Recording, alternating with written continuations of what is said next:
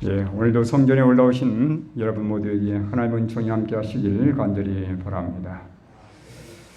이제 여름이 거의 끝자락에 왔습니다. 날씨가 조금 더 선선해졌죠? 가을은 우리가 말씀을 보기도 참 좋은 계절이고 또 모든 게 풍성한 계절입니다. 우리의 마음도 예수님으로 말미암아 또 풍성해지는 그런 계절이 될 수 있게 되기를 간절히 바랍니다. 오늘은 제가 요한계시록 7장에서 14만 4천 인과 인치는 사업에 대해서 함께 저희들이 공부해 보도록 하겠습니다. 제가 지난번에 요한계시록 6장의 마지막 부분에 대한 질문을 저희가 함께 나눈 적이 있습니다. 요한계시록 6장은 이미 말씀드린 것처럼 질문으로 끝난다고 제가 말씀드렸죠. 누가 능히 설 것인가? 그에 대한 답이 7장 9절에 등장하는데 여기 보면 2일 후에 내가 보니 각 나라와 족속과 백성과 방언에서 아무도 능히 셀 수 없는 큰 무리가 나와 흰 옷을 입고 손에 종려가지를 들고 보좌과 어린 양 앞에 서서 그랬습니다. 6장 마지막은 누가 설 거냐? 그게 이제 초점이었는데 7장 9절에 보니까 해답이 나왔어요. 하나님의 보좌 앞에 그리고 어린 양 앞에 설 자들이 분명히 있음을 여기 제시하고 있습니다. 그들은 바로 하나님의 인을 만든 백성들이고 우리가 계시록 7장의 구성을 볼 때 먼저 요한은 인 맞은 자의 수를 들었고 그리고 나중에 보았어요. 수많은 사람들이 각 나라와 족속과 백성과 방언에서 나온 것을 보았습니다. 여러분 14만 4천이 실제 수일지라도 한 군데 한번 모아보세요. 상당히 많은 숫자입니다. 실제 수일지라도. 그러니 요한이 아마 다 세보지를 못하고 엄청나게 많은 무리, 셀 수 없는 무리라고 했음직합니다. 영감액을 대쟁투에도 보면 14만 4천의 인맞은 자와 큰 무리를 결코 구분하지 않습니다. 함께 다 표현해 놓았어요.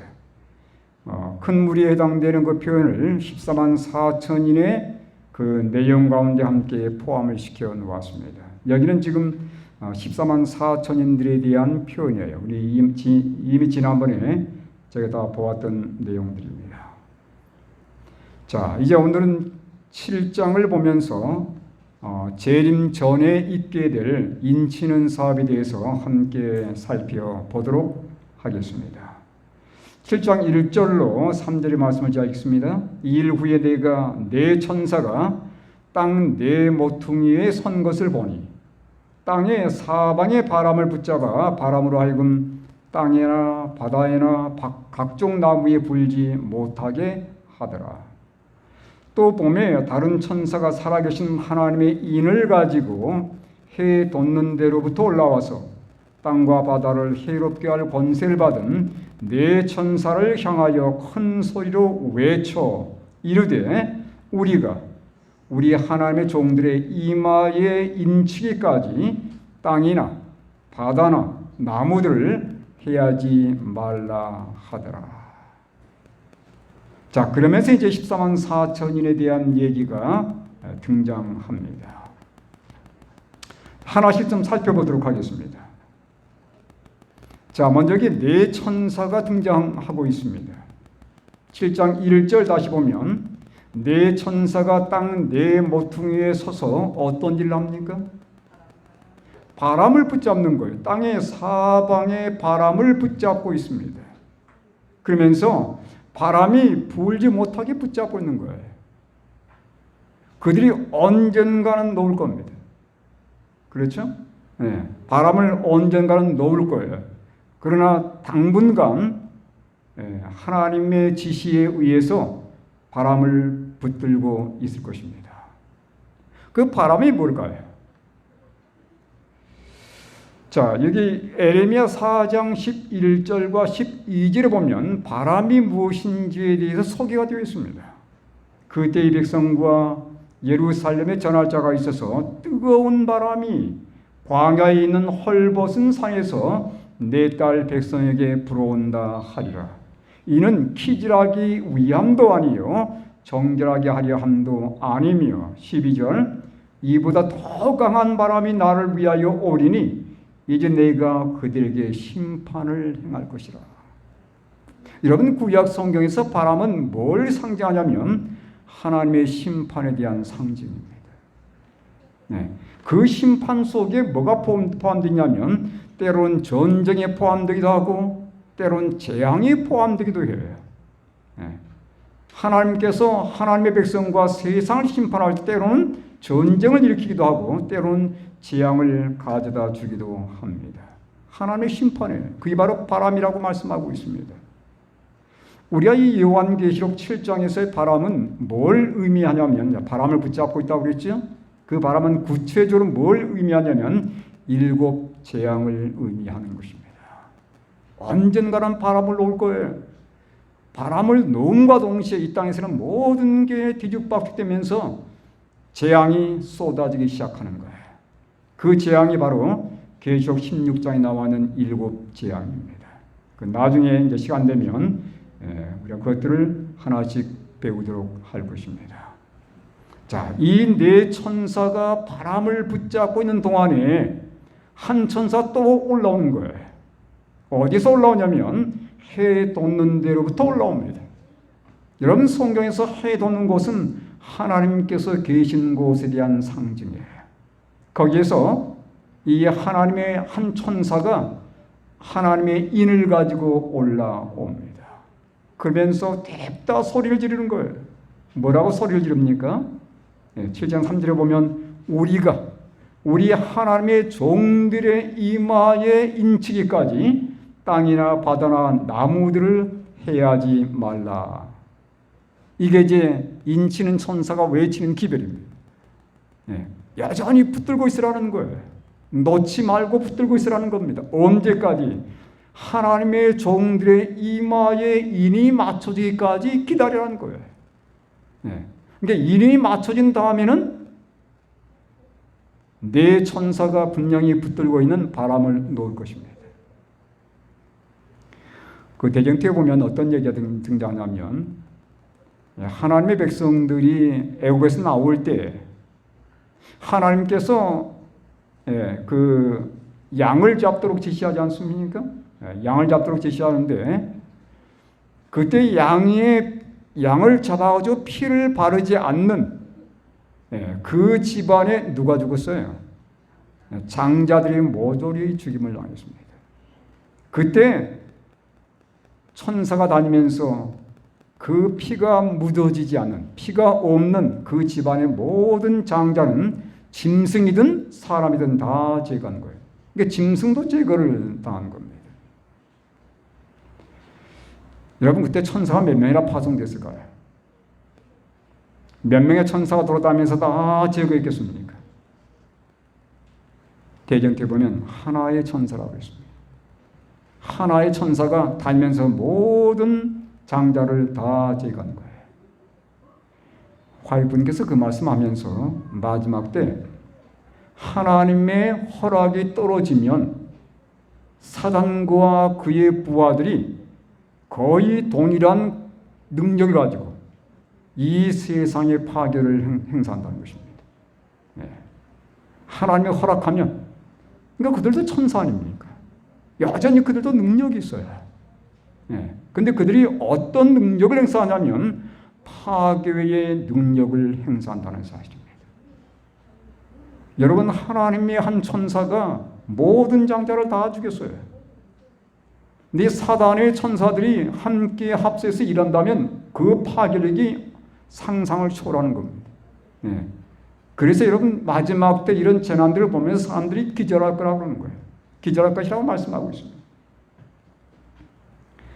자, 그래서 여기 하나님의 종들의 이마에 인치기까지는 결코 이 세상의 재난과 재앙의 바람이 하나님 백성들을 해하는 일이 없게 될 것이라고 말씀하고 있는데 여기 땅이나 바다나 나무들이라고 말씀하고 있어요. 이 나무들이 뭐냐 이거예요. 땅과 바다는 온 세계를 의미하는 것입니다. 이 지구 전체를 의미하는 것이고, 그 가운데 있는 나무는 뭘 의미하냐면 사람들을 의미합니다. 왜냐하면 여기에 근거해서요. 누가복음 2장 23장 30절 그리고 31절에 예수님께서 골고다로 가시는 그 길에 여인들이 그 예수님의 그 모습을 보면서 너무도 불쌍해가지고 울었어요. 그들이 예수님의 그 불쌍한 모습 보면서 울 때에 그 여인들에게 예수님께서 들려주신 말씀입니다. 뭐라고 말씀하시냐면 그때의 사람이 산들을 대하여 우리 위에 무너지라 하며 작은 산들을 대하여 우리를 덮으라 하리라. 여러분 계시록에 배웠던 6장에 배웠던 그 말씀 아닙니까? 31절에 뭐라고 말씀하세요? 푸른 나무에도 이같이 하거든 마른 나무에는 어떻게 되리요 하시니라. 푸른 나무는 누구겠어요? 생명이 있는 나무입니다. 바로 생명을 가지신 예수님을 상징하는 것입니다. 여기 시대의 소망 743쪽에 분명히 언급하고 있어요. 예수께서는 자기 자신을 푸른 나무 곧 무죄하신 구속자로 나타내셨다.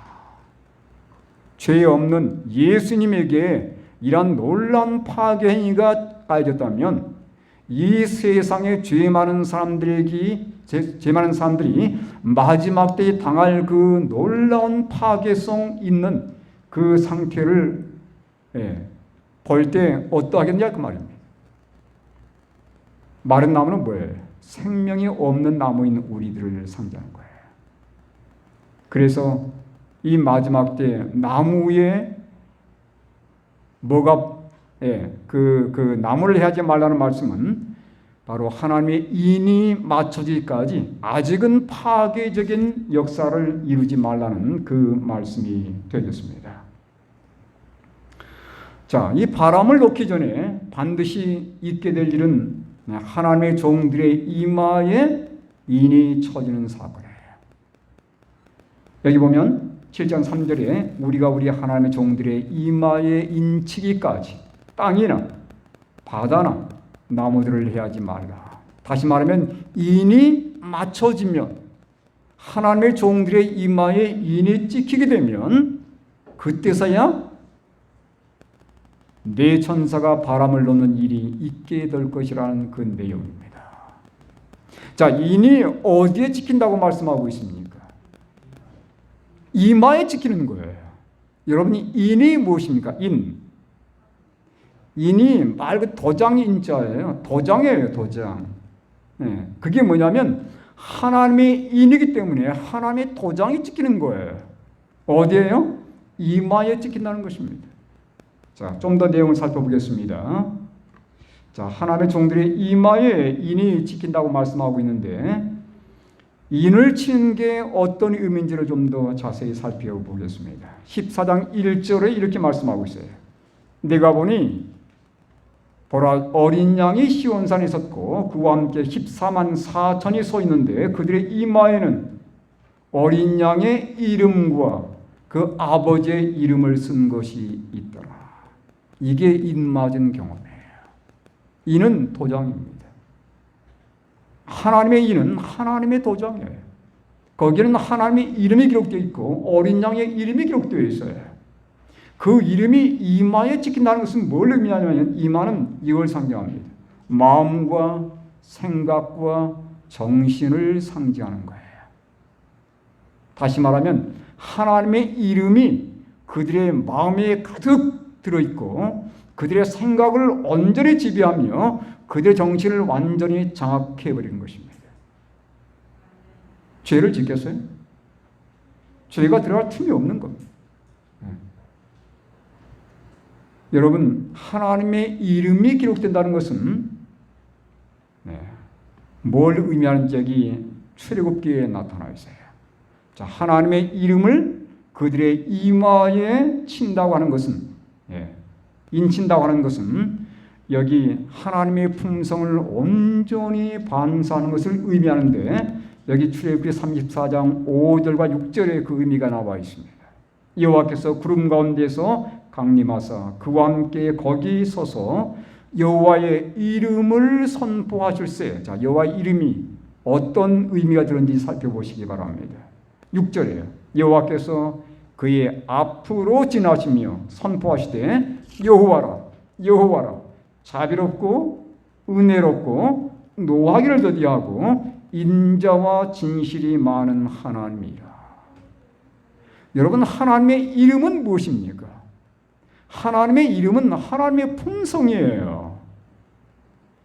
그러니까 하나님의 이름이 이마에 찍힌다는 것은 하나님의 품성이 그들 속에 온전히 새겨지는 것을 의미하는 것입니다. 그들의 마음과 그들의 생각과 그들의 정신에 하나님의 품성이 온전히 새겨지고 장악되어서 다시는 죄나 엉뚱한 것을 생각할 겨를이 없어지게 되는 거예요. 이게 바로 인맞는 경험입니다. 그래서 그들은 결코 이 세상의 어떤 유혹에도 더 이상 흔들리지 않게 되는 것이죠. 이게 바로 인맞는 경험입니다. 자, 여기 인치는 사대에 관한 권면을 몇 가지 살펴보도록 하겠습니다. 화이주석 4권 1161쪽에 화이분께서 이렇게 기록하셨습니다.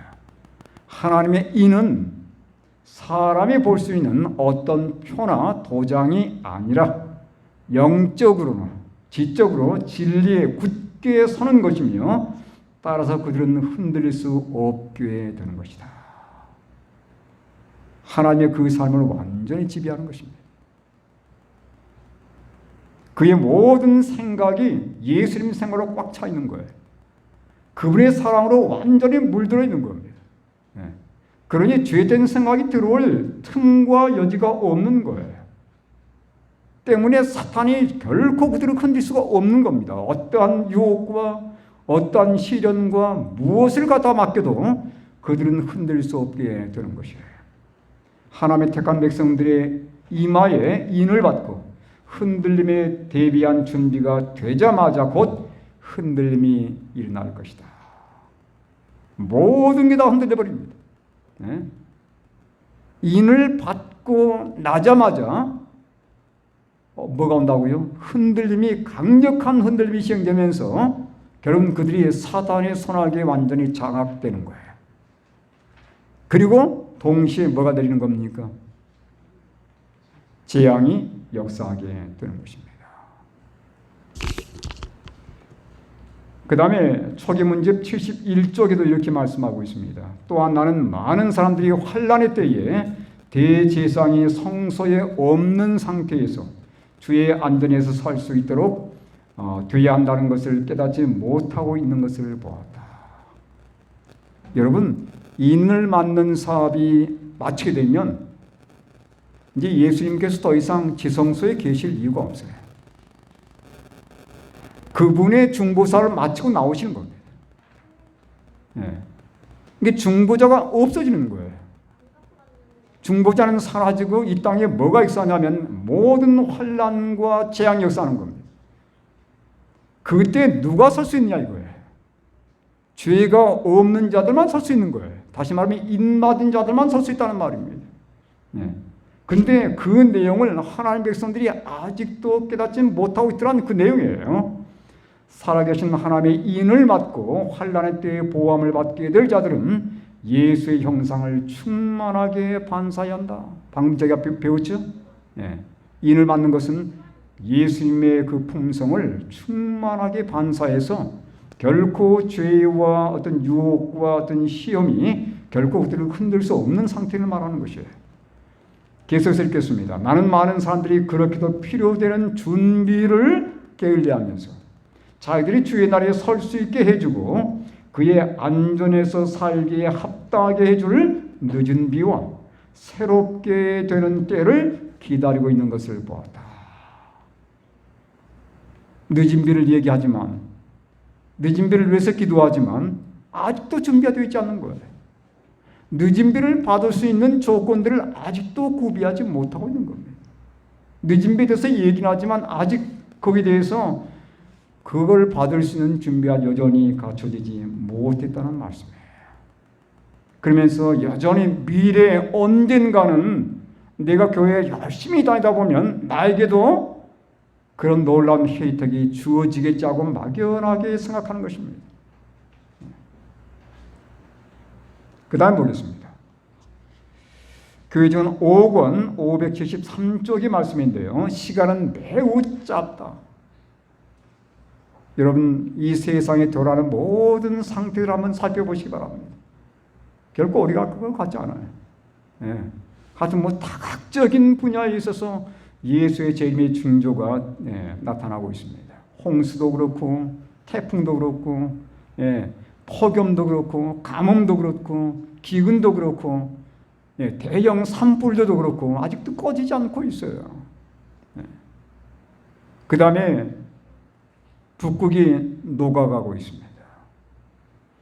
섬나라들이 침수될 수 있는 그러한 상황 가운데 오고 있어요. 여러분, 더 이상 지구가 사람이 살 수 없을 만큼 돼가고 있습니다. 예수님이 안 오시겠습니까? 하나님 백성들이 더 이상 이 상태에서 더 살 수 없는 것을 하나님께서 아시기 때문에 그들을 데려가기 위해서 예수님께서 오셔야 되는 거예요. 이루어져야 할 모든 것은 신속히 이루어져야 한다. 천사들은 내 바람을 붙들고 있으며 사단은 진리 안에 완전히 서지 못한 각 사람을 이용하고 있다. 각 사람은 시험을 받게 될 것이다. 품성 가운데 있는 모든 결함은 하나님의 영의 도움으로 극복되지 않으면 분명히 파멸의 수단이 될 것이다. 여러분, 우리 힘으로는 결단코 우리의 품성을 변화시킬 수 없습니다. 그래서 누구를 철저히 의지해야 되냐면 예수님을 의지해야 되는 거예요. 그리고 그분의 성령을 의지해야 된다는 것을 아십니다. 그리할 때만이 내 삶 속에 뭐가 결점인지를 올바로 이야기되고 그것들을 온전히 극복할 수 있게 된다는 거예요. 뭐라고 말씀했습니까? 품성 가운데 있는 모든 결함, 이게 하나라도 극복되지 못하게 되면 그게 나중에 파멸의 길로 우리를 인도할 거라는 그 내용이에요. 나는 우리 백성들이 이전 어느 때보다 진리의 정신으로 강하게 되어야 할 필요가 있음을 느낀다. 왜냐하면 사단의 계책은 하나님을 그의 능력으로 삼지 않은 모든 영혼을 사로잡을 것이기 때문이다. 주님은 이루어져야 할 많은 사업을 갖고 계신다. 만일 우리가, 이 말씀을 잘 보시기 바랍니다. 마지막 말씀. 만일 우리가 그분께서 우리에게 하도록 맡기신 일을 할 것 같으면 그분께서는 우리의 노력과 함께 역사하실 것이다. 여러분, 우리에게 맡겨진 사업이 어떤 사업입니까? 제가 에레시의 말씀을 이렇게 살펴보면서 하나님께서, 예수님께서 우리에게 맡긴 사업이 크게 두 가지예요. 첫 번째는 품성의 변화입니다. 죄를 이기는 거예요. 이게 우리에게 맡겨져 있다고 말씀하고 있습니다. 그 말은 뭐냐면 나의 개인적인 노력으로 품성을 변화시키란 말이 아니고 예수님과의 적극적인 협력을 통해서 그분의 도우심을 전적으로 힘입어서 품성을 새롭게 하라는 그 얘기예요. 두 번째는 어떤 사업이겠습니까? 선교 사업, 영혼을 구원하는 사업이에요. 이 두 가지 사업은 우리 힘으로는 절대 불가능합니다. 여러분, 우리가 아무리 가서 외신할지라도 세계 끝까지 못 전해요. 이게 불가능합니다. 세상 끝까지 예수의 복음이 증거돼야 끝이 온다고 그러지 않습니까? 그러니까 우리 힘으로는 절대 안 되는 거거든요. 이건 성령의 도우심을 힘지 않고는 불가능한 것입니다. 우리의 품성이 변화되는 것도 마찬가지고 이 땅 끝까지 복음을 증거하는 것도 마찬가지예요. 성령의 도움이 없이는 절대 불가능한 것입니다. 이게 우리에게 맡겨졌다는 것은 무슨 의미예요? 정말 그에 대한 갈망을 가지고 관심을 기울이고 거기에 대한 시간과 에너지를 거기에 투자하고 그 일을 하는 데서 전적으로 성령의 도우심을 힘입어서 그 일을 하라고 하는 것이에요. 우리가 하는 것이 아닙니다. 우리의 마음속에 진정 하고자 하는 마음이 있게 되면 우리가 하나님의 도우심을 힘입어서 그 일을 능히 할 수 있다는 얘기예요. 요한이 14만 4천인에 대한 그 숫자를 들었습니다. 여러분 계시록 7장에 보면 14만 4천인이 각 지파에서 12,000명씩 뽑아 올려지는데 그렇게 해서 14만 4천인이 등장하게 돼요. 한 지파에서 12,000명씩입니다. 근데 희한하게 말이에요. 이 구약 성경에 보면 12지파가 몇 군데 등장하는데 제가 대표로 2개만 가져왔습니다. 7장, 계시록 7장과 비교해 보시기 바랍니다. 다 달라요. 달라요. 자, 창세기 49장에 제일 먼저 소개되어 있는데, 자, 거기 보시면 루벤, 시므온, 레위, 유다, 스불론, 이사갈, 단, 갓, 아셀, 납달리, 요셉, 베냐민. 근데 에스겔 48장, 물론 다른 몇 군데 있습니다. 신명기 33장도 있고 또 몇 군데 있어요. 에스겔 48장에 보면 또 달라요. 자, 창세기 49장과 에스겔 48장을 비교해 보면 창세기 49장에서 누가 빠졌습니까? 예, 요셉과 레이가 빠졌어요. 에스겔 48장에 보면. 그렇죠? 레이와 요셉이 빠져 있고 대신 누가 들어가 있냐면 에브라임과 므낫세가 거기 들어가 있습니다. 그렇죠? 자, 그러면 에스겔 48장과 계시록 7장을 한번 비교해 보시기 바랍니다. 누가 빠져 있고 누가 들어가 있어요? 예. 여기 보면 요셉이 또 들어가 있어요. 7장이, 계시록 7장에는. 그렇죠? 그리고 누가 빠지면 단이 빠져 있습니다. 계시록 7장에 말이에요. 그리고 에브라임이 빠져 있어요. 그리고 레이가 다시 또 들어가 있습니다. 그러니까 레이와 요셉이 다시 들어가 있고 누가 빠졌냐면 단과 에브라임이 빠져 있어요. 왜 이렇게 자꾸 바뀌냐 이거예요. 그러니까 제가 이걸 보면서 이제 기도하는 가운데 이런 결론을 한번 내려보게 되었습니다. 어쨌든 계시록 7장이 최종적인 명단이니까요. 이겁니다. 첫 번째는 베드로 말미암아 물러간 자들이 있어요. 하나님을 믿긴 믿었지만 함께 믿음 가운데 출발했지만 세상과 타협한 것 때문에 아니면 세상에 좋아가지고 신앙을 포기하고 물러간 사람들이 있습니다. 네. 그들은 명단이 빠지는 거예요. 어떤 사람은 명단이 중간에 빠졌다가 다시 마지막에 등장하는데 그 이유는 뭐예요? 그들은 중간에 타락했지만 다시 회심과 믿음을 통해서 돌아온 자들이에요. 그들이 바벨론에서 다시 나온 자들입니다. 네. 그 다음에 세 번째, 어떤 사람들은 세 번 다 이름이 바뀌지 않고 끝까지 남은 자들이 있는데 그들은 끝까지 그들의 평생 동안 하나님께 충성된 자들이에요. 여러분, 이 2번과 3번 이들이 마지막 뭘 이루냐면 14만 4천을 이룬다는 사실입니다. 진정 회심을 통해서 믿음으로 돌아온 사람들. 어디에서요? 바벨론에서. 그리고 두 번째로 끝까지 하나님께 충성된 자들입니다.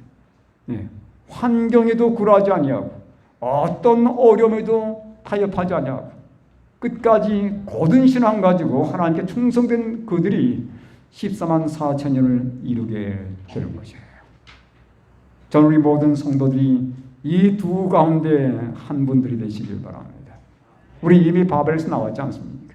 끝까지 이 신앙 붙들고 예수님 오시도까지 하나님께 충성하는 우리 모두가 될 수 있게 되기를 간절히 바랍니다. 14만 4천의 숫자에 대해서 많은 분들이 관심을 갖고 있어요. 이게 상징이냐 아니면 실제냐? 여러분 12지파가 지금 없습니다. 아까 제가 방금 12지파에 대한 얘기를 말씀드렸는데 12지파가 지금 없어요. 다 섞여가지고 유다 지파가 누군지 레위 지파가 누군지 지금 전혀 알 길이 없습니다. 다 섞여져 버렸어요. 서로 다 결혼해가지고 바벨론에서 돌아온 다음에 그들이 다 서로 이 부족끼리 지파끼리 결혼해버리는 바람에 더 이상 순수 유다, 순수 레위 족속이 남아있지 않습니다. 그 12지파가 상징적인 것처럼 역시 숫자도 상징적으로 해석해야 되는 거예요. 자, 14만 4천은 이렇게 12 곱하기 12 곱하기 1000 이게 이제 14만 4천이지 않습니까?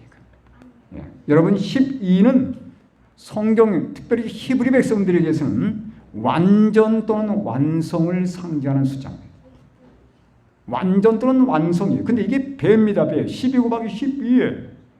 그러니까 정말 완벽한 백성들임을 말하지 않습니까? 1000은 뭘까요? 1000은. 1000은 이스라엘 군대의 단위였습니다.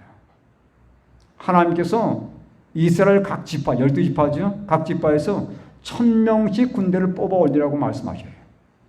1000명씩. 민수기에 보면 그 1000명이 군대의 단위였습니다. 그래서 그때 12,000명을 선포해가지고 그들이 전투에 나가는 그 얘기가 등장하는데 1000은 어떤 무리 또는 어떤 군대의 단위를 말하는 데 쓰이는 그 숫자예요. 그렇게 볼 때 14만 4천이는 이렇게 해석될 수 있는 것입니다. 하나님의 품성을, 인맞은 백성들이니까요. 하나님의 품성을 온전히 반사하고 드러내는 마지막 시대에 충성된 하나님의 백성들이에요. 충성된 하나님의 군대들입니다.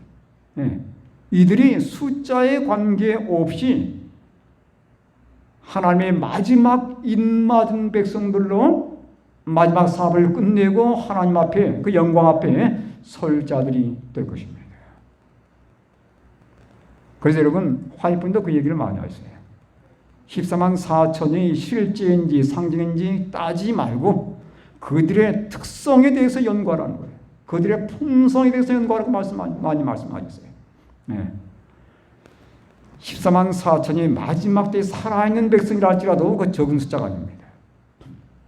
근데 우리는 그 14만 4천의 그 살아있는 숫자가 이 살아있는 사람들이 실제 14만 4천보다 더 많을지 더 적을지 알 수 없어요. 그건 하나님께 다 우리가 맡겨야 되는 것입니다. 우리가 진정 구할 것은 뭐예요? 14만 4천의 특성 가운데 내가 포함되도록 하나님께 기도하며 하나님의 도움을 간구하는 거예요.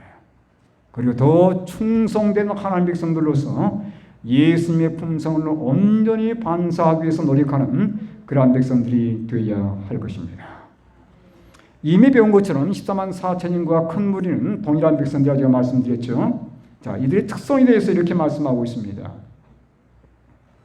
자, 2일 후에 내가 보니 각 나라와 족속과 백성과 방언에서 아무도 능히 셀 수 없는 큰 무리가 나올 것이라고 말씀하고 있어요. 마지막 하나님의 인맞은 백성들은 여러 나라들에서 나온 백성들입니다. 그들이 각자의 있는 곳에서 바벨론의 모든 정신을 다 떨쳐버리고 그들의 모든 가르침을 이기고서 하나님 앞에 나온 백성들이에요. 그들은 흰 옷을 입었습니다. 여러분 지난번에 제가 그 라오디게아 교회를 얘기하면서 라오디게아 교회의 결정적인 부족함이 뭔지를 말씀드렸어요. 그들이 벌거벗은 것입니다. 흰 옷을 입지를 않았어요. 그래서 하나님께서 그들로 하여금 흰 옷을 사서 입으라고 권한 내용을 말씀을 드렸습니다. 그런데 이 마지막 인맞은 하나님 백성들은 흰 옷을 입고 있는 백성들이에요. 그리고 손에 뭘 들었습니까? 종려가지를 들고 그들이 당당하게 어디 앞에 서 있냐면 하나님의 보좌 앞, 어린 양 앞에 서서 하나님을 찬양하는 것입니다. 그런데 이들에 대해서 이들이 누구인지에 대해서 장로 중 하나가 묻습니다. 13절 14절 7장 장로 중 하나가 응답하여 나에게 이르되 이 흰 옷 입은 자들이 누구며 또 어디서 왔느냐? 내가 말하기를 내 주여 당신이 아시나이다 하니 그가 나에게 이르되 이는 큰 환난에서 나오는 자들인데 그랬어요. 두 번째는 어린 양의 피에 그 옷을 씻어 희게 하였느니라. 그들은 큰 환난에서 나왔습니다.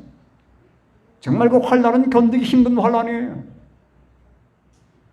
정말 하나님의 인을 경험하지 못하고 늦은 비를 받지 못하면 아무도 견디지 못할 그 환난입니다. 그런데 그들이 환난을 통과할 수 있었던 것은 뭐 때문에? 인을 받고 늦은 길을 경험했기 때문이라는 것입니다. 무엇보다 중요한 것은 그들이 흰 옷을 입었어요.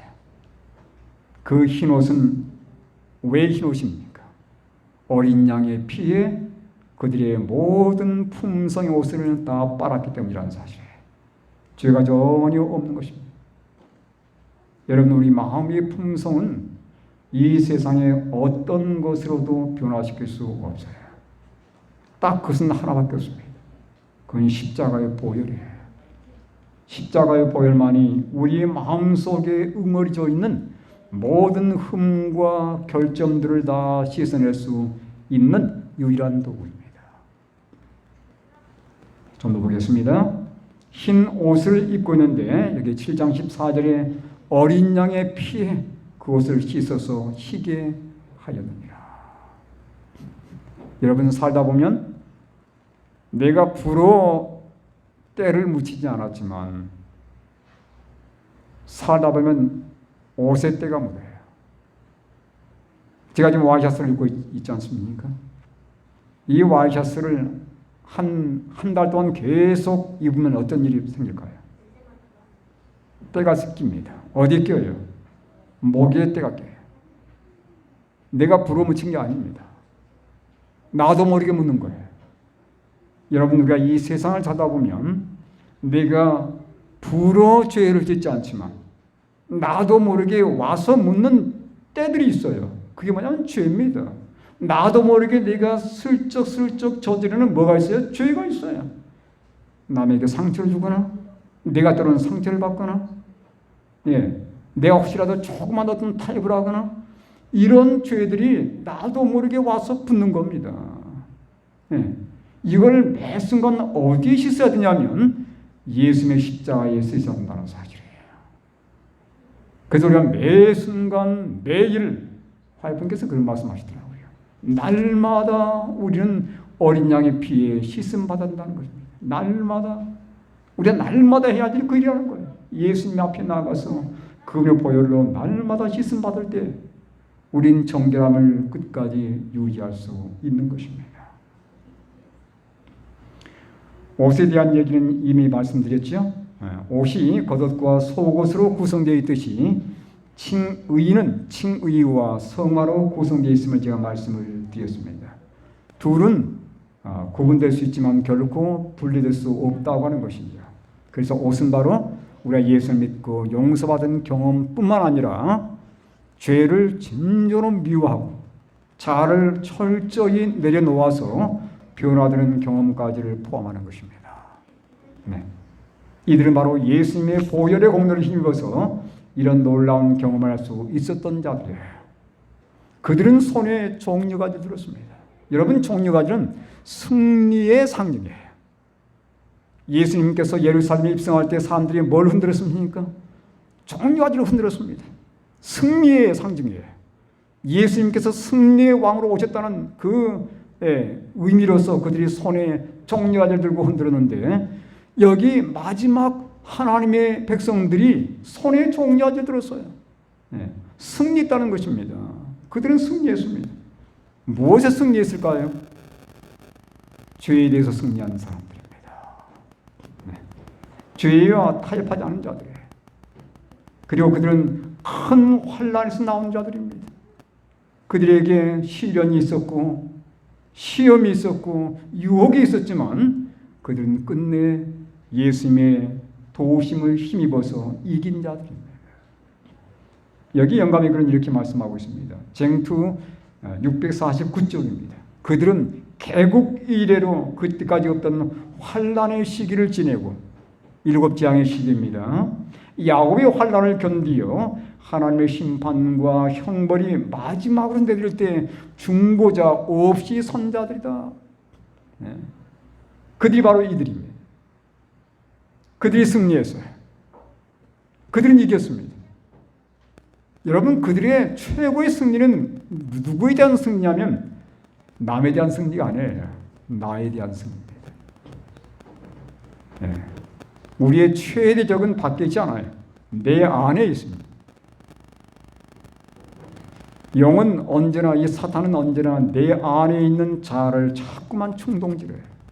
그래서 넘어지게 만드는 것이고, 그들의 최고의 정복은 자정복이라는 것입니다. 제가 여기 말씀 가지고 오지 않았지만 화이분께서 그런 말씀하셨어요. 우리는 정복자의 신분으로 하늘에 들어갈 것이다. 근데 우리의 최고의 정복은 자정복이 될 것이다. 그렇게 얘기했습니다. 우리는 무슨 신분으로 들어간다고요? 정복자의 신분으로 하늘에 들어갈 것이다. 그러나 그들의 최고의 정복은 자정복이 될 것이다. 얘기 한번 더 보겠습니다. 건강에 관한 권면 264쪽. 이건 번역이 되질 않았는데요. 이렇게 한번 번역해 보았습니다. 흰옷을 입고 하나님의 보좌 주위에 있는 사람들은 하나님을 사랑하는 것보다 쾌락을 더 사랑하는 사람들이 아니다. 그들의 최고의 사랑은 누구예요? 예수 그리스도예요. 어떤 것도 예수님보다 더 위에 있지 않습니다. 조류에 밀려 표류한 사람들이 아니라 반역의 물결에 단호하게 맞선 사람들이다. 물을 거슬러 올라온 사람들이에요. 그죠? 여러분, 그 물에 송파는 떠내려 내려가지만 살아있는 물고기는 거슬러 올라올 수 있습니다. 왜냐하면 생명이 있기 때문에 그래요. 우리 안에 예수의 생명이 있다면 우리는 조류에 맞서서 올라갈 수 있는 그런 사람들이라는 것입니다. 이 시대의 편만한 정신과 영향으로부터 자신을 지켜 순결하고 타락하지 않은 모든 사람들은 가혹한 투쟁을 해야 할 것이다. 그들은 큰 환난에서 나올 것이며 어린 양의 피로 품성의 옷을 씻어 희게 할 것이다. 이 사람들은 영광의 왕국에서 승리의 노래를 부를 것이다. 그리스도와 함께 고통을 당한 자들은 그분의 영광에 참여한 자들이 될 것이다. 그들이 마지막 당하는 환난은 예수의 고난에 동참하는 환난입니다. 그들이 하나님을 전적으로 의지하고 그분의 보혈의 공로를 의지함으로 이 모든 어려움들을 이기는 자들이에요. 저는 우리 월곡교회 성도님들이 꼭 이 영광의 자리, 모든 환난과 어려움을 이기고 정말 입맞은 백성들이 되어서 이 영광 자리에 다 함께 참여할 수 있게 되기를 간절히 바랍니다. 그들이 하나님께 돌리는 찬양이 있어요. 7장 10절에 큰 소리로 외쳐 이르되 구원하심이 보좌에 앉으신 우리 하나님과 어린 양에게 있도다. 그들에게는 1%도 자신들이 구원받은 것을 자신들에게 돌리지 않습니다. 우리에게는 1%도 우리 자신에게 구원의 공로가 없어요. 내가 안식을 잘 지켜서 구원받은 게 아닙니다. 내가 열심히 교회 나와서 구원받은 게 아니에요. 우리의 구원은 전적으로 누구한테 있는 겁니까? 예수 그리스도에게 달려 있는 거예요. 그들은 전혀 자신들이 정말 자리에 산으로 왔다고 얘기하지 않습니다. 전적으로 들은 예수님의 은혜의 영광을 돌리는 거예요. 이 땅에 사는 우리들의 모습이 이 모습 되어야 되지 않겠습니까? 매 순간 예수님이 첫째가 되어야 되고 예수님께 모든 공로를 돌리는 우리의 삶이 되어야 되겠습니다. 그런 삶이 하늘까지 연결된 삶이 될 거라고 저는 개인적으로 확신합니다. 이제 마지막으로요. 14만 4천 큰 주어지는 특권이 있어요. 어떤 특권이 그들에게 주어집니까? 7장 15절부터 17절까지 말씀입니다. 그러므로 그들이 하나님의 보좌 앞에 있고 또 그의 성전에서 밤낮 하나님을 섬기며 보좌에 앉으신 이가 그들 위해 장막을 치시리니 그들이 다시는 줄이지도 아니하며 목마르지도 아니하고 해나 아무 뜨거운 기운에 상하지도 아니하리니 이는 보좌 가운데 계신 어린 양이 그들의 목자가 되사 생명수 새 힘으로 인도하시고 하나님께서 그들의 눈에서 모든 눈물을 씻어 주실 것입니다. 야, 정말 감동입니다. 하나님의 보좌 앞에 있고 또 그의 성전에서 밤낮 하나님을 섬기는 거예요. 여러분, 우리가 하늘 가면 할 일이 있습니다. 하나님을 밤낮 섬기는 특권을 누리는 거예요. 여러분, 그래서 이 땅에서 우리가 밤낮 하나님을 섬기는 이러한 생활, 이러한 습관 정말 중요합니다. 왜냐하면 하늘 가서 사는 그 일을 연습하는 거거든요. 하늘 가면 우리가 그 일을 할 겁니다. 이 땅에서 연습하는 게 참 중요해요. 왜 밤낮 하나님을 섬기는 이러한 마음 자세와 이러한 생활이 이 땅에서의 우리의 생활이 되길 바랍니다. 보좌에 앉으신 이가 그들 위에 장막을 치시리니 이제는 예수님과 영원히 함께 있는 겁니다. 다시는 예수님과 헤어지는 일이 없는 거예요. 임마누엘 무슨 뜻이에요? 우리와 함께 하신다는 뜻 아닙니까? 이제는 그 예수님께서 우리와 영원히 함께 하신 것입니다. 그분께서 함께 하시기 때문에 다시는 뭐가 없어요? 줄이는 일이 없고 목마른 일이 없고 해나 아무 뜨거운 기운에 상할 일이 없는 거예요. 왜냐하면 그분께서 우리와 함께 계시고 그분께서 우리의 목자가 돼서 어디로 인도하시는 겁니까? 생명수 생으로 인도해 주시고 그리고 마지막으로 모든 눈에서 눈물을 씻어 주는 것입니다. 여러분 예수님 때문에 흘린 눈물이 있지 않습니까? 이 땅을 사는 동안에 우리가 흘린 눈물들이 많아요. 그렇죠? 우리가 십자가 예수님 생각하며 흘린 눈물도 있고 이 땅을 사면서 속상해서 흘린 눈물도 있고 때로는 넘어져서 흘린 눈물도 있고 눈물이 많습니다. 그 모든 눈물을 다 씻어 주실 것입니다.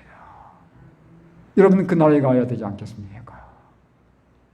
이 땅에 사는 동안은 눈물이 마르지 않는 세상이고 우리 마음속에 우리의 눈에 언제나 눈물이 고여있는 세상이지만 우리 예수님 오시게 되면 그 모든 마음의 슬픔과 애통함이 사라질 것이고 눈의 눈물이 그치게 될 것입니다. 그 예수님께서 오셔서 우리 눈에서 눈물을 씻어주는 그 순간까지 충성되게 사셨다가 예수님의 놀라운 특권을 우리에게 주신 이 특권을 다 누리시는 우리 성도들 되길 바라면서 말씀을 마치도록 하겠습니다. 자, 우리 시간이 좀 많이 지났지만 우리 기도의 시간을 갖도록 하겠습니다. 우리 11월 달에 있을 전도회를 오늘도 성전에 올라오신 여러분 모두에게 하나님의 은총이 함께 하시길 간절히 바랍니다. 이제 여름이 거의 끝자락에 왔습니다. 날씨가 조금 더 선선해졌죠? 가을은 우리가 말씀을 보기도 참 좋은 계절이고 또 모든 게 풍성한 계절입니다. 우리의 마음도 예수님으로 말미암아 또 풍성해지는 그런 계절이 될 수 있게 되기를 간절히 바랍니다. 오늘은 제가 요한계시록 7장에서 14만 4천 인과 인치는 사업에 대해서 함께 저희들이 공부해 보도록 하겠습니다. 제가 지난번에 요한계시록 6장의 마지막 부분에 대한 질문을 저희가 함께 나눈 적이 있습니다. 요한계시록 6장은 이미 말씀드린 것처럼 질문으로 끝난다고 제가 말씀드렸죠. 누가 능히 설 것인가?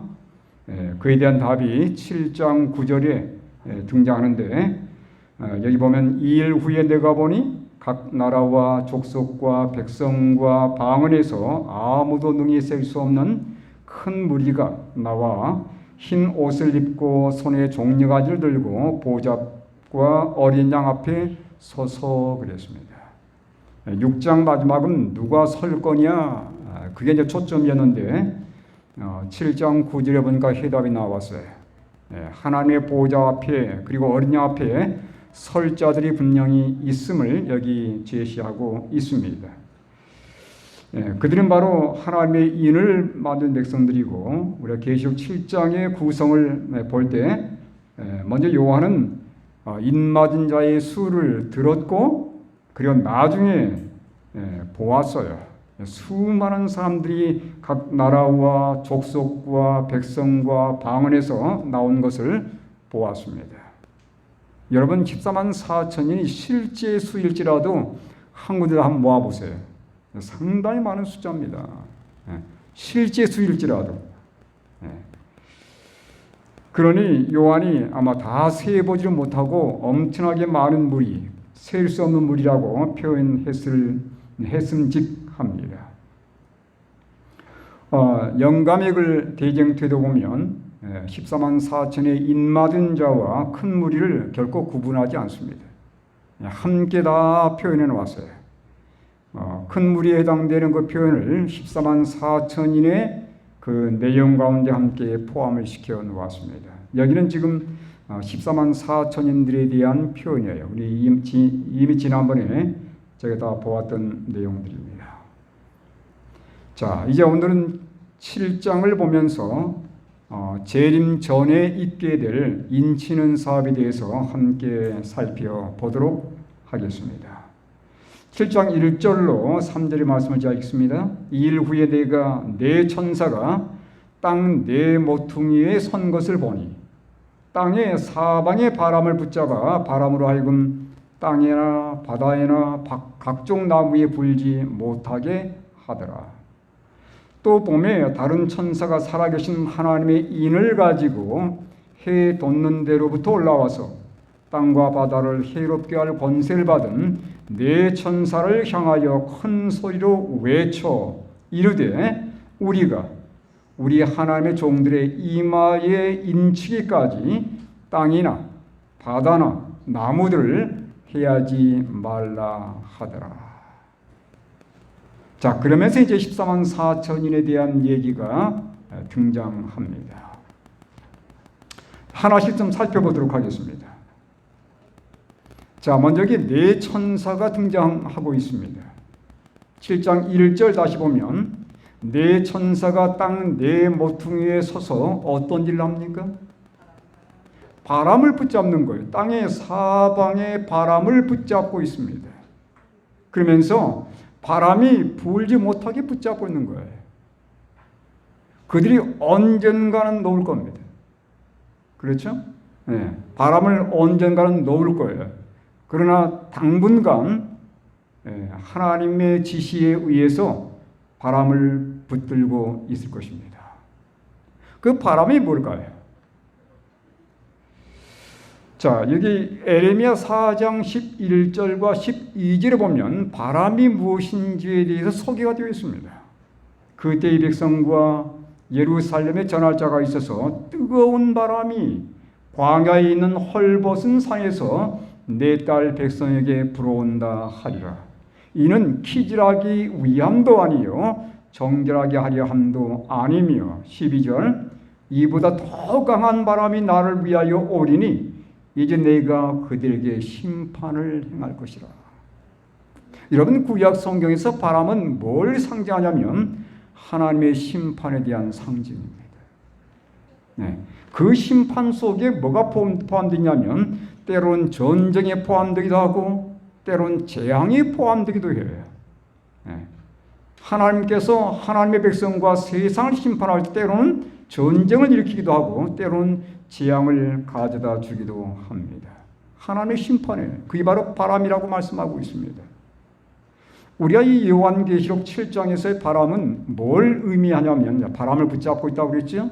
그 바람은 구체적으로 뭘 의미하냐면 7 재앙을 의미하는 것입니다. 언젠가는 바람을 놓을 거예요. 바람을 놓음과 동시에 이 땅에서는 모든 게 뒤죽박죽 되면서 재앙이 쏟아지기 시작하는 거예요. 그 재앙이 바로 계시록 16장에 나와 있는 7 재앙입니다. 그 나중에 이제 시간 되면 우리가 그것들을 하나씩 배우도록 할 것입니다. 자, 이 네 천사가 바람을 붙잡고 있는 동안에 한 천사 또 올라오는 거예요. 어디서 올라오냐면 해 돋는 데로부터 올라옵니다. 여러분, 성경에서 해 돋는 곳은 하나님께서 계신 곳에 대한 상징이에요. 거기에서 이 하나님의 한 천사가 하나님의 인을 가지고 올라옵니다. 그러면서 뎁다 소리를 지르는 거예요. 뭐라고 소리를 지릅니까? 7장 3절에 보면 우리가 우리 하나님의 종들의 이마에 인치기까지 땅이나 바다나 나무들을 해하지 말라. 이게 이제 인치는 천사가 외치는 기별입니다. 여전히 붙들고 있으라는 거예요. 놓지 말고 붙들고 있으라는 겁니다. 언제까지? 하나님의 종들의 이마에 인이 맞춰지기까지 기다리라는 거예요. 그러니까 인이 맞춰진 다음에는 네 천사가 분명히 붙들고 있는 바람을 놓을 것입니다. 그 대경태에 보면 어떤 얘기가 등장하냐면 하나님의 백성들이 애굽에서 나올 때 하나님께서 그 양을 잡도록 지시하지 않습니까? 양을 잡도록 지시하는데 그때 양을 잡아가지고 피를 바르지 않는 그 집안에 누가 죽었어요? 장자들이 모조리 죽임을 당했습니다. 그때 천사가 다니면서 그 피가 묻어지지 않는, 피가 없는 그 집안의 모든 장자는 짐승이든 사람이든 다 제거한 거예요. 그러니까 짐승도 제거를 당한 겁니다. 여러분, 그때 천사가 몇 명이나 파송됐을까요? 몇 명의 천사가 돌아다니면서 다 제거했겠습니까? 대전때 보면 하나의 천사라고 했습니다. 하나의 천사가 다니면서 모든 장자를 다 제거한 거예요. 화이분께서 그 말씀하면서 마지막 때 하나님의 허락이 떨어지면 사단과 그의 부하들이 거의 동일한 능력을 가지고 이 세상의 파괴를 행사한다는 것입니다. 하나님이 허락하면, 그러니까 그들도 천사 아닙니까? 여전히 그들도 능력이 있어요. 근데 그들이 어떤 능력을 행사하냐면 파괴의 능력을 행사한다는 사실입니다. 여러분, 하나님의 한 천사가 모든 장자를 다 죽였어요. 근데 사단의 천사들이 함께 합세해서 일한다면 그 파괴력이 상상을 초월하는 겁니다. 그래서 여러분, 마지막 때 이런 재난들을 보면서 사람들이 기절할 거라고 그러는 거예요. 기절할 것이라고 말씀하고 있습니다.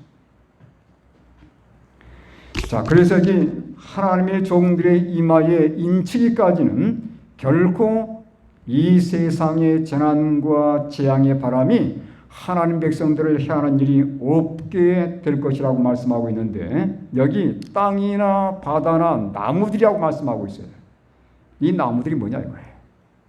땅과 바다는 온 세계를 의미하는 것입니다. 이 지구 전체를 의미하는 것이고, 그 가운데 있는 나무는 뭘 의미하냐면 사람들을 의미합니다. 왜냐하면 여기에 근거해서요. 누가복음 2장 23장 30절 그리고 31절에 예수님께서 골고다로 가시는 그 길에 여인들이 그 예수님의 그 모습을 보면서 너무도 불쌍해가지고 울었어요.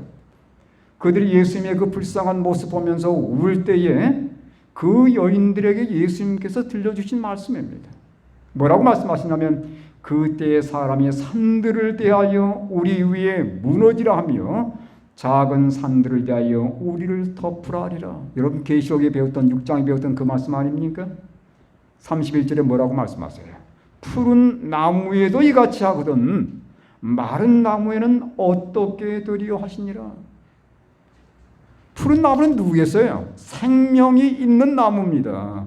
바로 생명을 가지신 예수님을 상징하는 것입니다.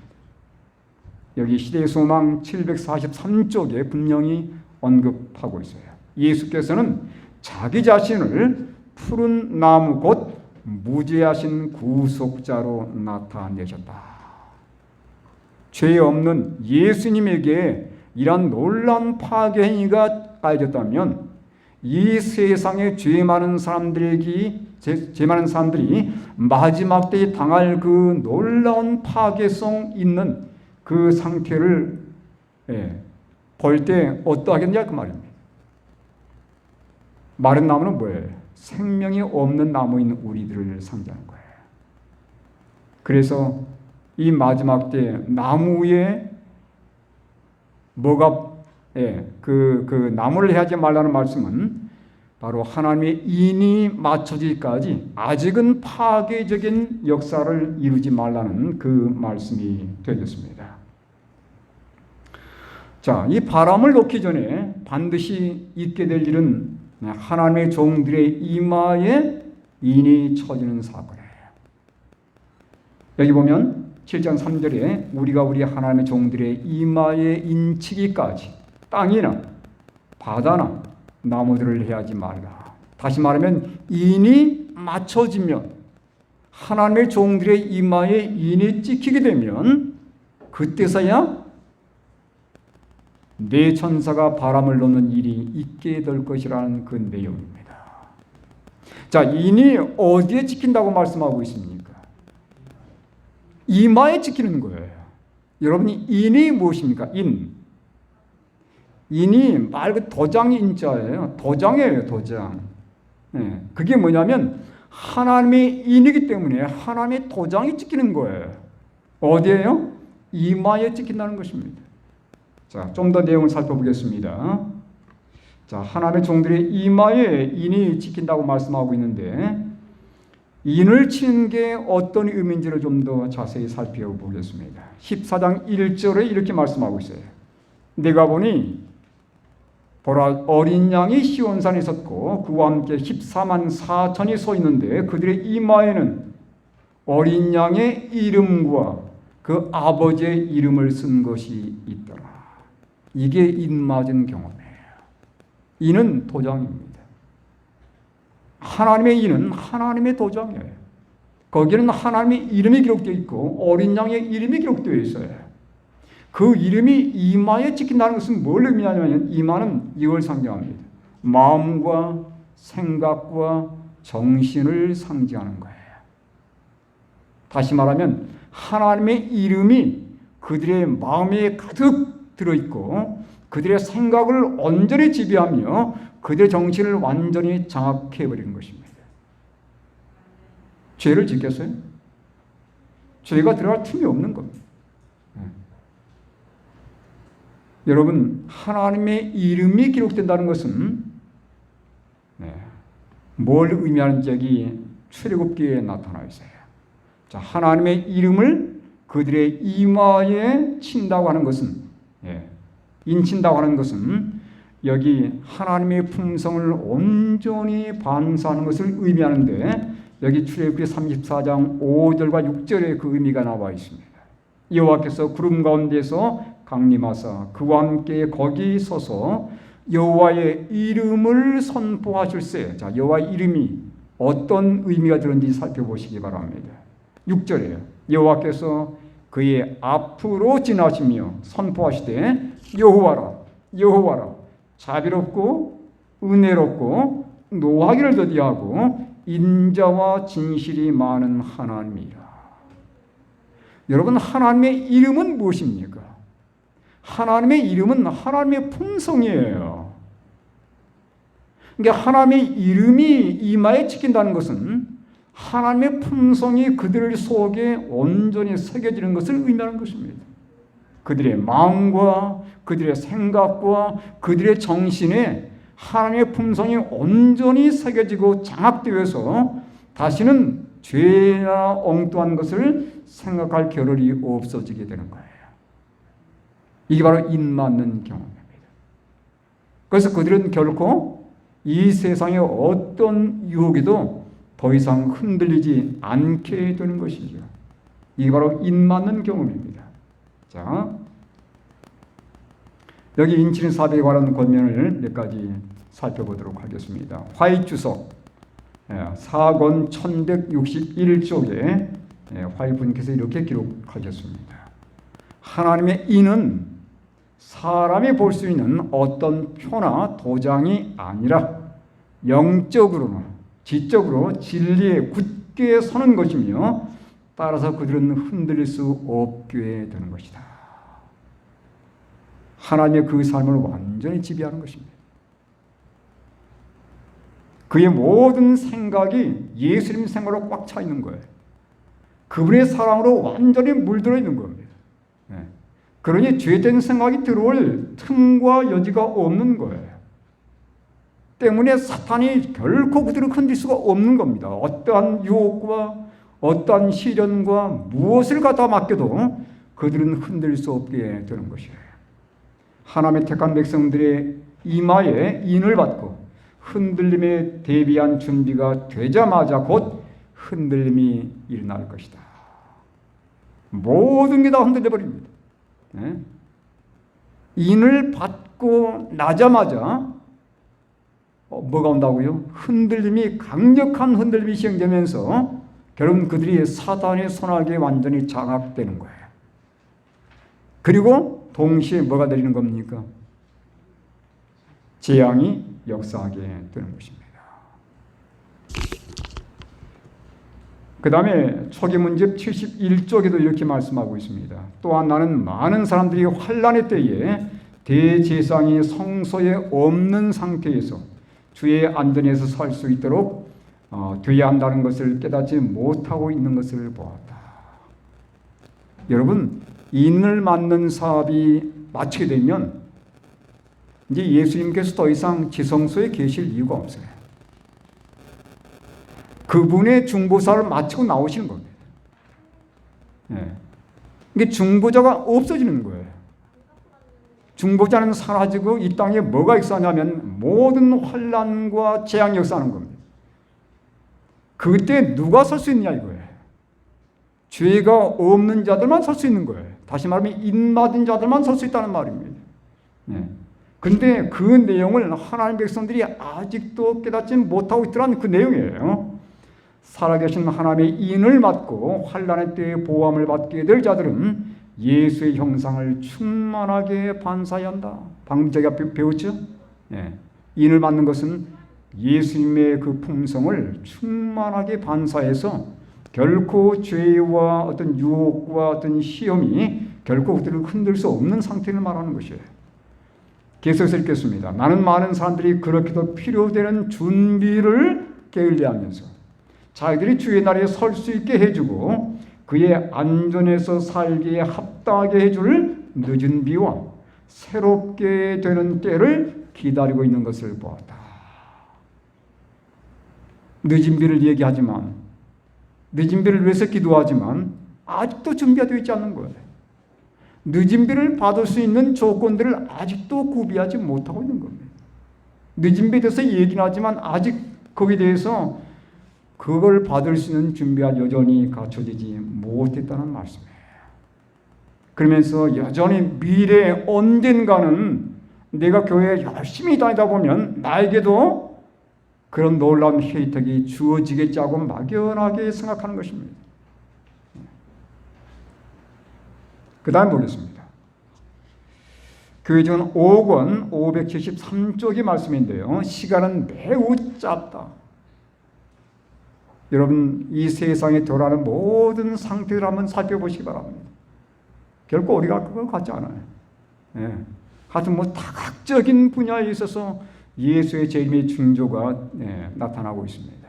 홍수도 그렇고 태풍도 그렇고 폭염도 그렇고 가뭄도 그렇고 기근도 그렇고 대형 산불도 그렇고 아직도 꺼지지 않고 있어요.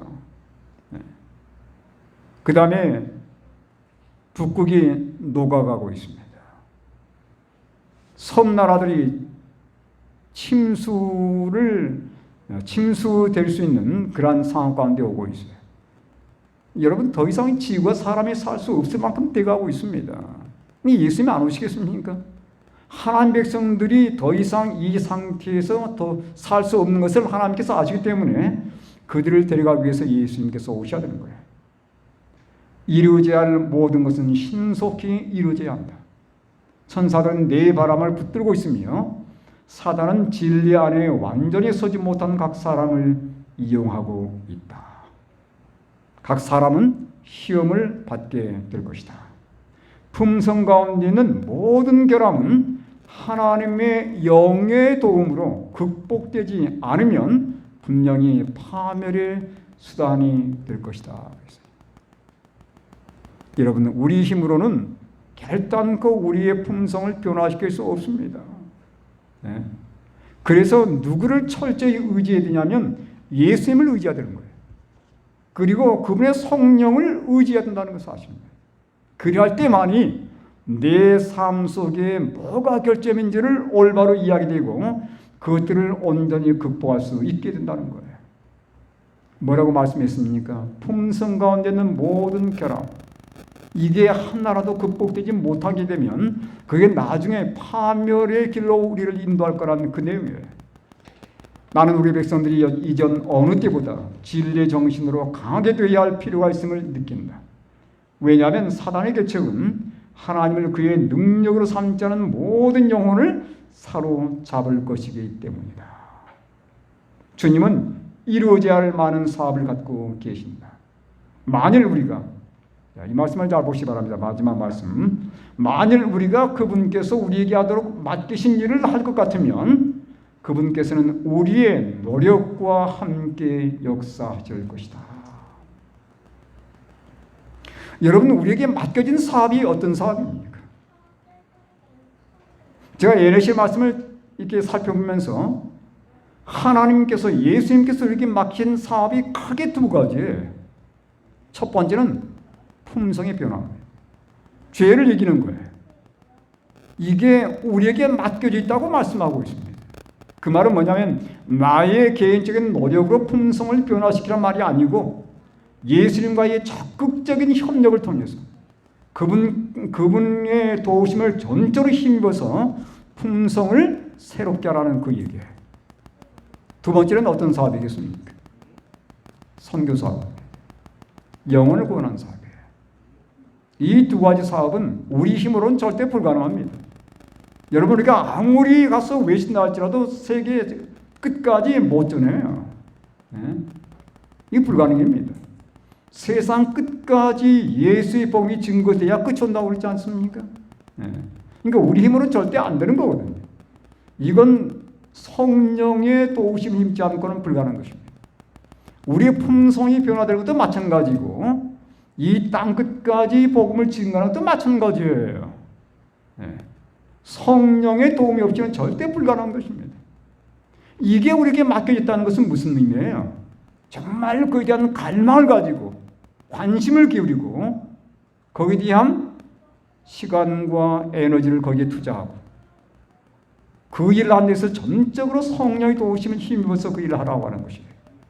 우리가 하는 것이 아닙니다. 우리의 마음속에 진정 하고자 하는 마음이 있게 되면 우리가 하나님의 도우심을 힘입어서 그 일을 능히 할 수 있다는 얘기예요. 요한이 14만 4천인에 대한 그 숫자를 들었습니다. 여러분, 계시록 7장에 보면 14만 4천인이 각 지파에서 12,000명씩 뽑아 올려지는데 그렇게 해서 14만 4천인이 등장하게 돼요. 한 지파에서 12,000명씩입니다. 근데 희한하게 말이에요. 이 구약 성경에 보면 12지파가 몇 군데 등장하는데 제가 대표로 두 개만 가져왔습니다. 7장, 계시록 7장과 비교해 보시기 바랍니다. 다 달라요. 달라요. 자, 창세기 49장에 제일 먼저 소개되어 있는데, 자, 거기 보시면 루벤, 시므온, 레위, 유다, 스불론, 이사갈, 단, 갓, 아셀, 납달리, 요셉, 베냐민.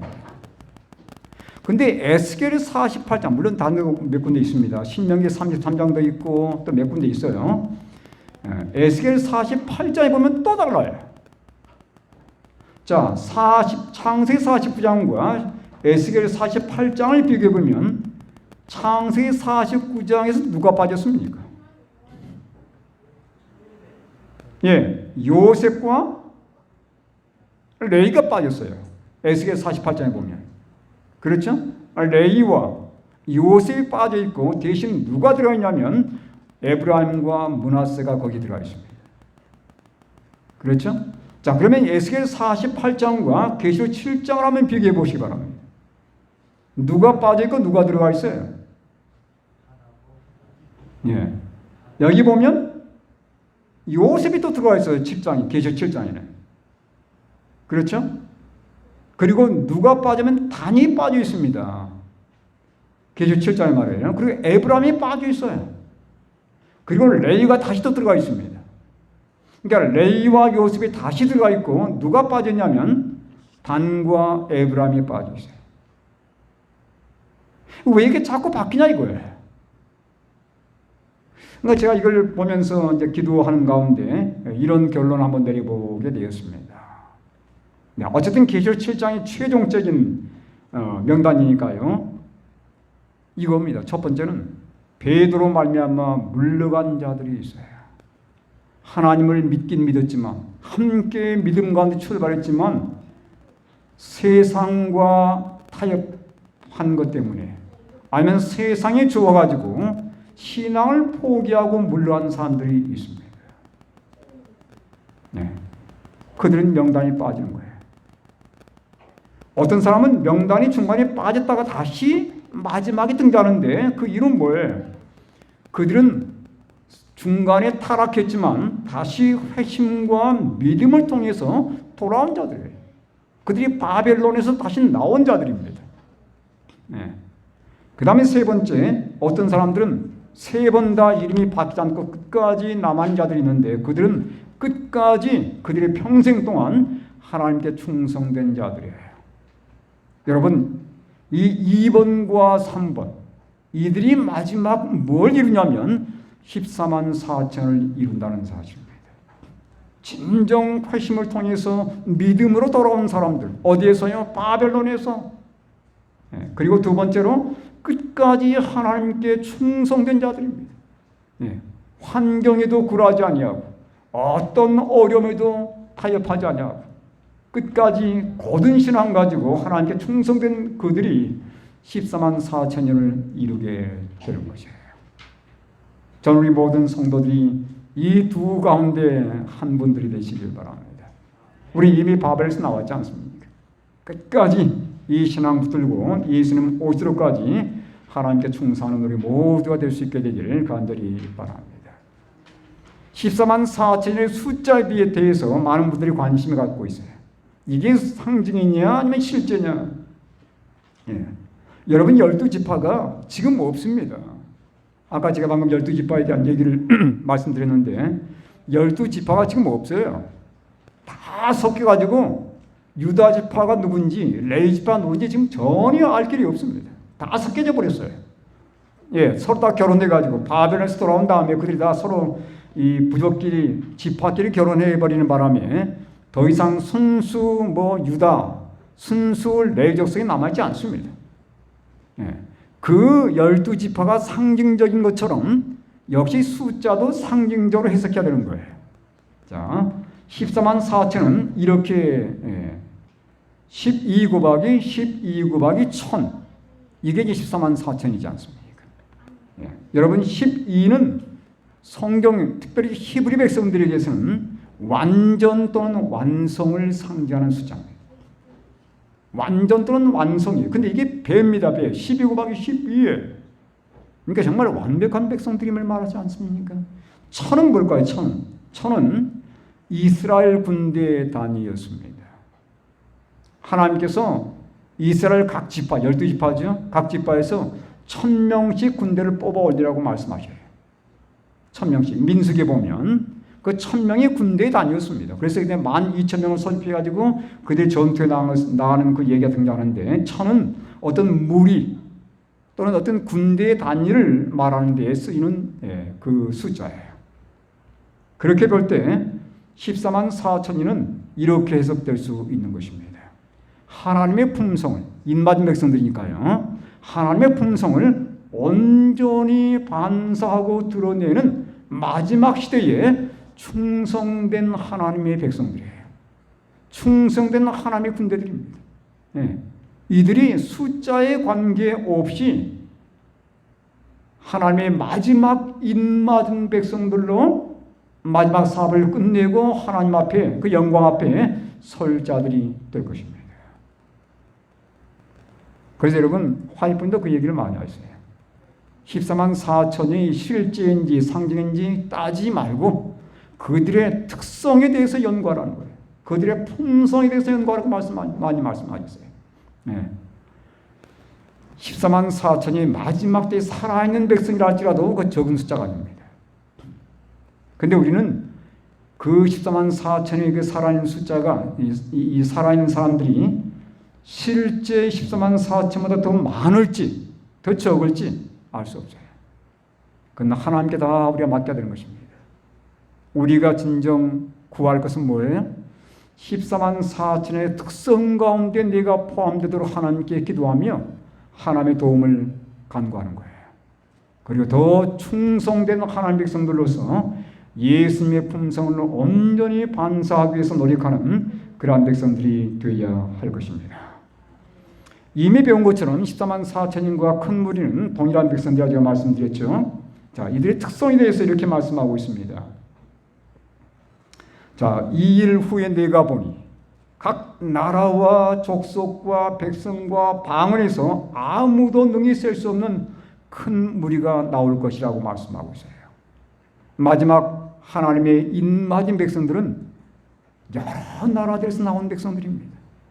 네. 그들이 각자의 있는 곳에서 바벨론의 모든 정신을 다 떨쳐버리고 그들의 모든 가르침을 이기고서 하나님 앞에 나온 백성들이에요. 그들은 흰 옷을 입었습니다. 여러분, 지난번에 제가 그 라오디게아 교회를 얘기하면서 라오디게아 교회의 결정적인 부족함이 뭔지를 말씀드렸어요. 그들이 벌거벗은 것입니다. 흰 옷을 입지를 않았어요. 그래서 하나님께서 그들로 하여금 흰 옷을 사서 입으라고 권한 내용을 말씀을 드렸습니다. 근데 이 마지막 인맞은 하나님 백성들은 흰 옷을 입고 있는 백성들이에요. 그리고 손에 뭘 들었습니까? 종려가지를 들고 그들이 당당하게 어디 앞에 서 있냐면 하나님의 보좌 앞, 어린 양 앞에 서서 하나님을 찬양하는 것입니다. 근데 이들에 대해서, 이들이 누구인지에 대해서 장로 중 하나가 묻습니다. 13절, 14절, 7장. 장로 중 하나가 응답하여 나에게 이르되 이 흰 옷 입은 자들이 누구며 또 어디서 왔느냐? 내가 말하기를 내 주여 당신이 아시나이다 하니 그가 나에게 이르되 이는 큰 환난에서 나오는 자들인데 그랬어요. 두 번째는 어린 양의 피에 그 옷을 씻어 희게 하였느니라. 그들은 큰 환난에서 나왔습니다. 정말 그 환난은 견디기 힘든 환난이에요. 정말 하나님의 인을 경험하지 못하고 늦은 비를 받지 못하면 아무도 견디지 못할 그 환난입니다. 그런데 그들이 환난을 통과할 수 있었던 것은 뭐 때문에? 인을 받고 늦은 비를 경험했기 때문이라는 것입니다. 무엇보다 중요한 것은 그들이 흰 옷을 입었어요. 그 흰 옷은 왜 흰 옷입니까? 어린 양의 피에 그들의 모든 품성의 옷을 다 빨았기 때문이라는 사실이에요. 죄가 전혀 없는 것입니다. 여러분, 우리 마음의 품성은 이 세상의 어떤 것으로도 변화시킬 수 없어요. 딱 그것은 하나밖에 없습니다. 그건 십자가의 보혈이에요. 십자가의 보혈만이 우리의 마음속에 응어리져 있는 모든 흠과 결점들을 다 씻어낼 수 있는 유일한 도구입니다. 좀 더 보겠습니다. 흰 옷을 입고 있는데 여기 7장 14절에 어린 양의 피에 그 옷을 씻어서 희게 하였느니라. 여러분, 살다 보면 내가 불어 때를 묻히지 않았지만 살다 보면 옷의 때가 묻어요. 제가 지금 와이셔츠를 입고 있지 않습니까? 이 와이셔츠를 한 달 동안 계속 입으면 어떤 일이 생길까요? 때가 습깁니다. 어디에 껴요? 목에 때가 껴요. 내가 불어묻힌 게 아닙니다. 나도 모르게 묻는 거예요. 여러분, 우리가 이 세상을 살다 보면 내가 불어 죄를 짓지 않지만 나도 모르게 와서 묻는 때들이 있어요. 그게 뭐냐면 죄입니다. 나도 모르게 내가 슬쩍 저지르는 뭐가 있어요? 죄가 있어요. 남에게 상처를 주거나 내가 때로는 상처를 받거나 내가 혹시라도 조그만 어떤 타협을 하거나 이런 죄들이 나도 모르게 와서 붙는 겁니다. 이걸 매 순간 어디에 씻어야 되냐면 예수님의 십자가에 씻어야 한다는 사실이에요. 그래서 우리가 매 순간 매일 화요일께서 그런 말씀하시더라고요. 날마다 우리는 어린 양의 피에 씻음 받는다는 것입니다. 날마다 우리가 날마다 해야 될 그 일이라는 거예요. 예수님 앞에 나가서 그의 보혈로 날마다 씻음 받을 때 우린 정결함을 끝까지 유지할 수 있는 것입니다. 옷에 대한 얘기는 이미 말씀드렸죠.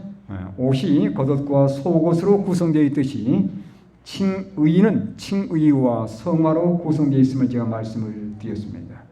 둘은 구분될 수 있지만 결코 분리될 수 없다고 하는 것이죠.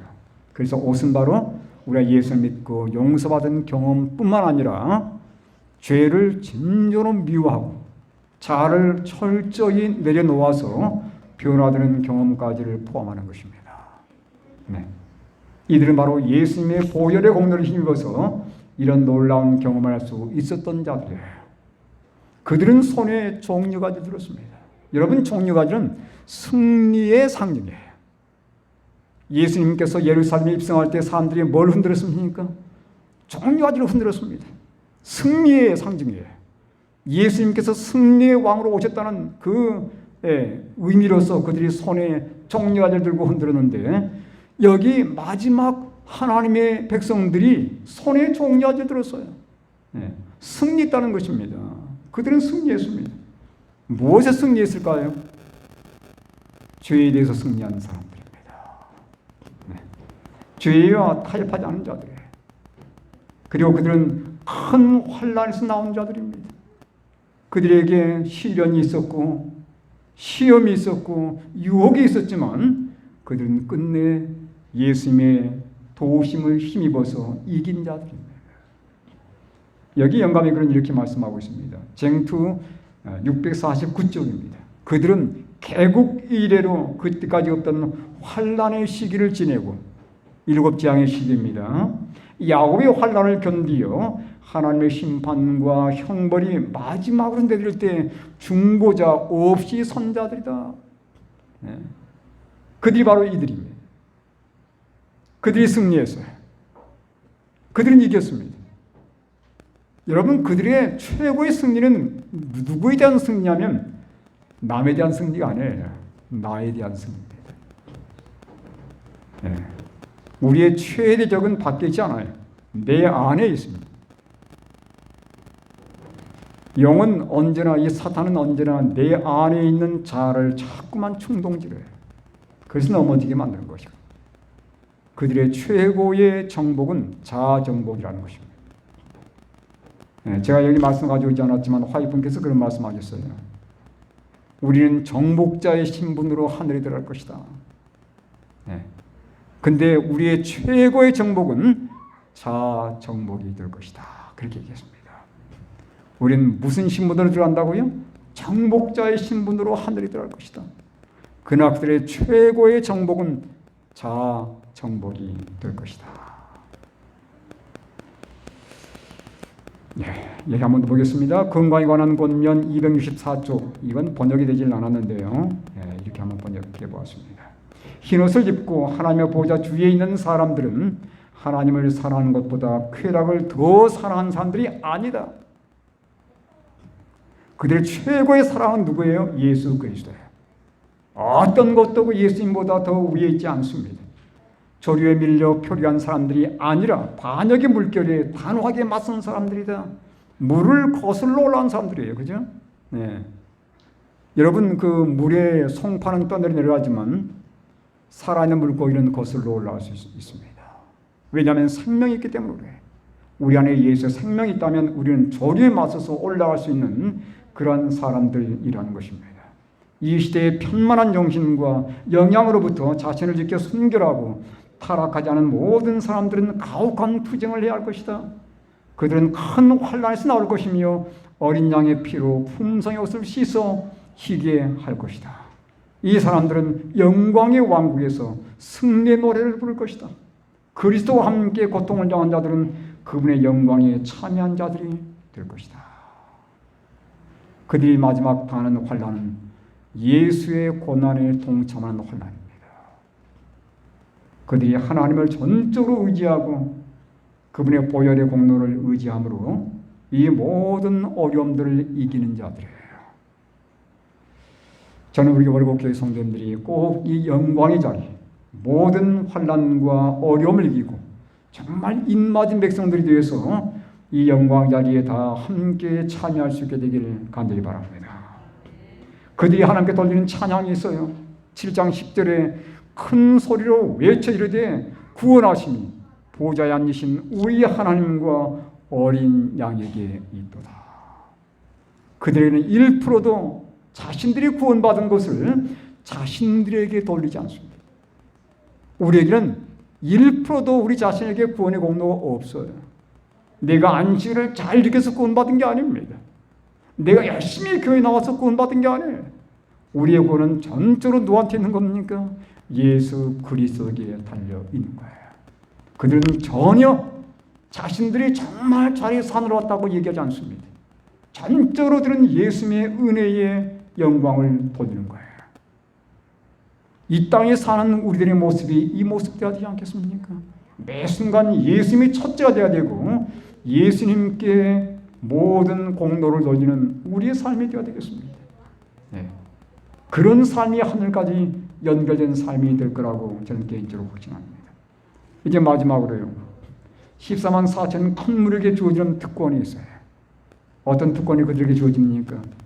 7장 15절부터 17절까지 말씀입니다. 그러므로 그들이 하나님의 보좌 앞에 있고 또 그의 성전에서 밤낮 하나님을 섬기며 보좌에 앉으신 이가 그들 위해 장막을 치시리니 그들이 다시는 줄이지도 아니하며 목마르지도 아니하고 해나 아무 뜨거운 기운에 상하지도 아니하리니 이는 보좌 가운데 계신 어린 양이 그들의 목자가 되사 생명수 새 힘으로 인도하시고 하나님께서 그들의 눈에서 모든 눈물을 씻어 주실 것입니다.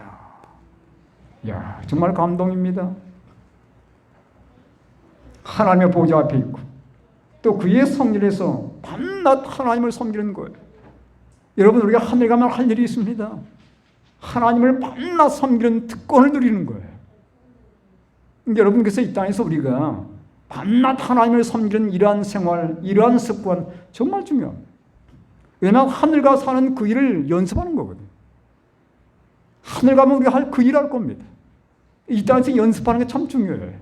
왜 밤낮 하나님을 섬기는 이러한 마음 자세와 이러한 생활이 이 땅에서의 우리의 생활이 되길 바랍니다. 보좌에 앉으신 이가 그들 위해 장막을 치시리니 이제는 예수님과 영원히 함께 있는 겁니다. 다시는 예수님과 헤어지는 일이 없는 거예요. 임마누엘 무슨 뜻이에요? 우리와 함께 하신다는 뜻 아닙니까? 이제는 그 예수님께서 우리와 영원히 함께 하신 것입니다. 그분께서 함께 하시기 때문에 다시는 뭐가 없어요? 줄이는 일이 없고 목마른 일이 없고 해나 아무 뜨거운 기운에 상할 일이 없는 거예요. 왜냐하면 그분께서 우리와 함께 계시고 그분께서 우리의 목자가 돼서 어디로 인도하시는 겁니까? 생명수 샘으로 인도해 주시고 그리고 마지막으로 모든 눈에서 눈물을 씻어 주는 것입니다. 여러분, 예수님 때문에 흘린 눈물이 있지 않습니까? 이 땅을 사는 동안에 우리가 흘린 눈물들이 많아요. 그렇죠? 우리가 십자가 예수님 생각하며 흘린 눈물도 있고 이 땅을 사면서 속상해서 흘린 눈물도 있고 때로는 넘어져서 흘린 눈물도 있고 눈물이 많습니다. 그 모든 눈물을 다 씻어 주실 것입니다. 여러분, 그 나라에 가야 되지 않겠습니까? 이 땅에 사는 동안은 눈물이 마르지 않는 세상이고 우리 마음속에 우리의 눈에 언제나 눈물이 고여있는 세상이지만 우리 예수님 오시게 되면 그 모든 마음의 슬픔과 애통함이 사라질 것이고 눈의 눈물이 그치게 될 것입니다. 그 예수님께서 오셔서 우리 눈에서 눈물을 씻어주는 그 순간까지 충성되게 사셨다가 예수님의 놀라운 특권을 우리에게 주신 이 특권을 다 누리시는 우리 성도들 되길 바라면서 말씀을 마치도록 하겠습니다.